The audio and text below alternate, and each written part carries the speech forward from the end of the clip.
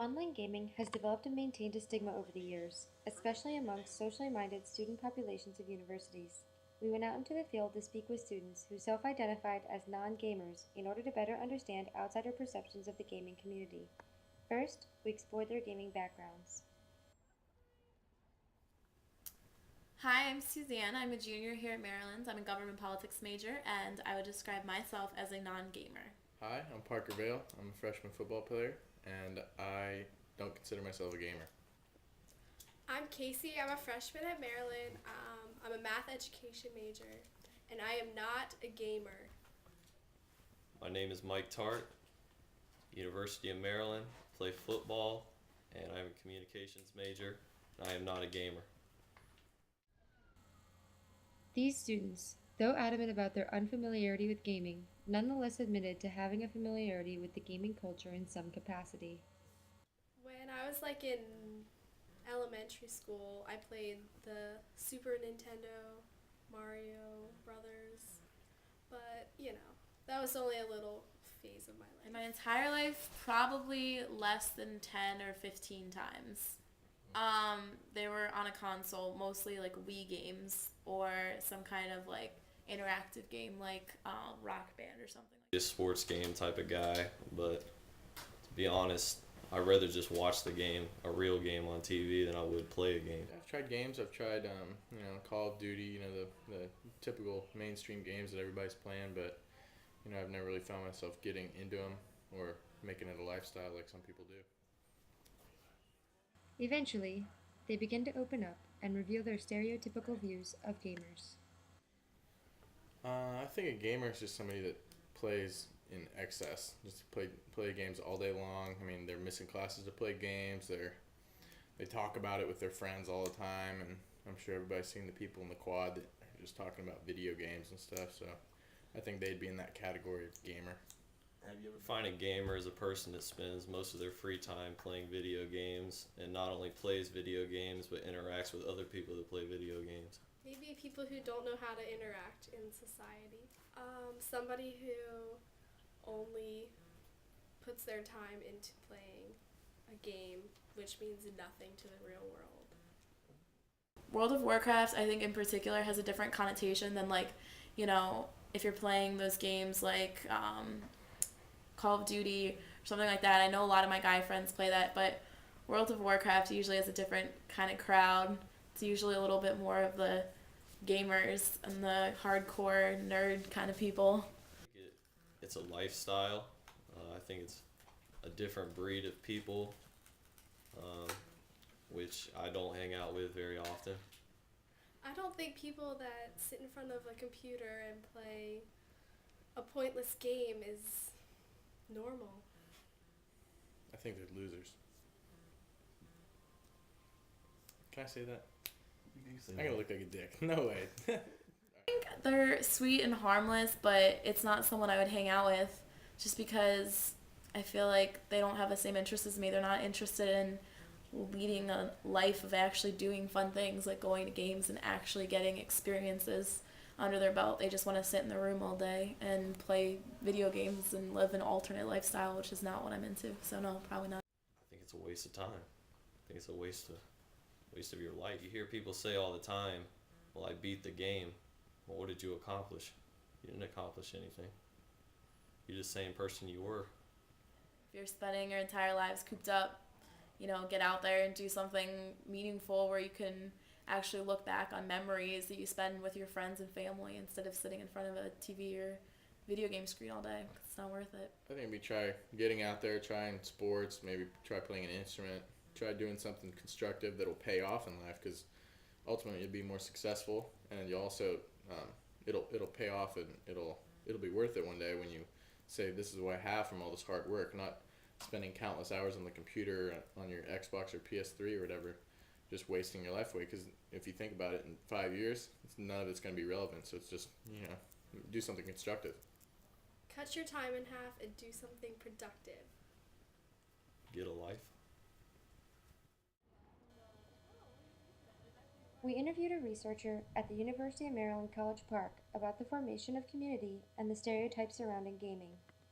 Hi, I'm Maria Velasquez. I'm an American Studies graduate student at University of Maryland, and I'm teaching American Studies 260, American Culture in the Information Age. So what you see in terms of these like out-game communities are communities based around use and analysis. In-game, you'll see a lot of communities based around shared fictions and fantasies and sort of like leisure activities, which is a really interesting kind of way to approach something that's essentially a hobby, because people will get really, really into it and make like really amazing and awesome like friend groups and stuff like that from it.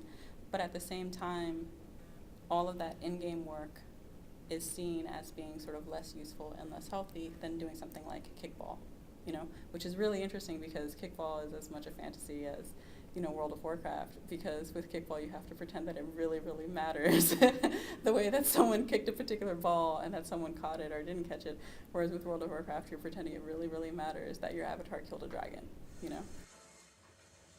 Eric, Devin, Nadia, and Ryan are longtime gamers who agreed to speak with us on the topic. After victory, beverage. Like I'm playing StarCraft 2 a lot right now. I play definitely way too much. I play it probably an hour or two a day at this time.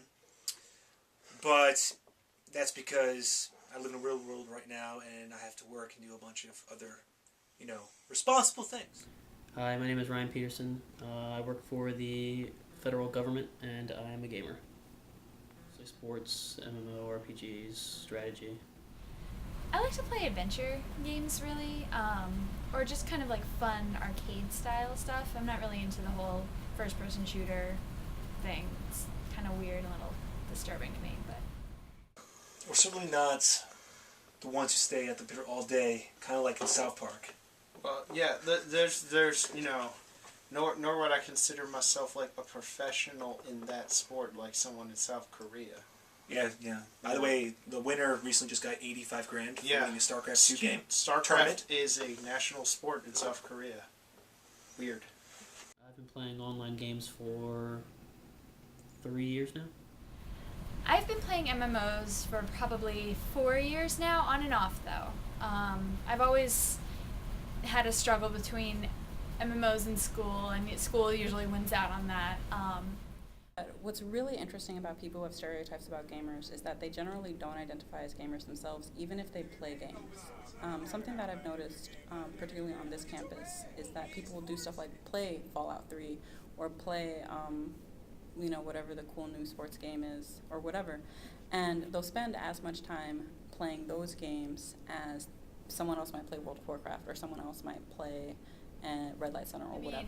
It is a online community, but it doesn't take the place of a real community, and I think that's a difference that people don't really get a lot. Fortunately, I have some great friends that keep me social and away from the game. Unless, of course, we play the game together, and then I'm screwed. But, no, screwed. I think it's easier to sort of blame gamers for stuff like lack of community on campus or, you know, these ongoing concerns about people being alienated from the modern world. Because then I think that then they don't have to do a kind of self-reflection and think about how that alienation impacts their daily lives or reflects in their friend group, for example.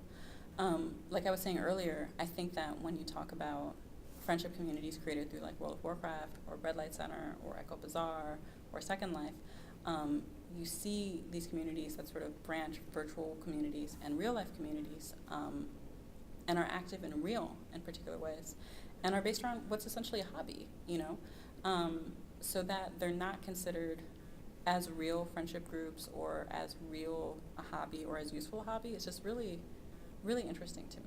And I sometimes wonder if it's the same sort of stigma attached to being like an artist, you know, and like doing something really creative that maybe other people don't see as being useful or interesting or productive.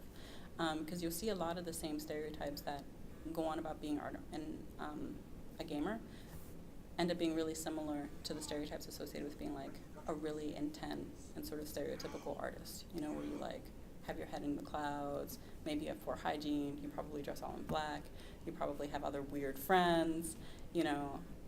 And it's really interesting because I feel like that's a way of sort of marginalizing people who are incredibly creative and incredibly productive members of society.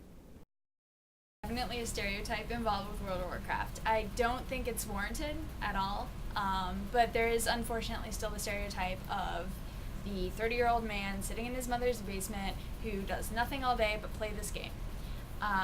It's not at all what I found playing it, and honestly, when my friends first started playing World of Warcraft, I kind of made fun of them too, but you know, I got the hang of it, and it's actually really, really fun. And I've met a lot of people through World of Warcraft that just are completely normal, have normal lives, normal jobs. They just do it for fun as a hobby, and I feel like that stereotype is like a very small percentage of the people who actually play. And I think it's really unfair to lump everyone into this group of this stereotype without even giving it a chance. I mean, people play Farmville all the time and nobody makes fun of them, even though it's pretty much the same thing.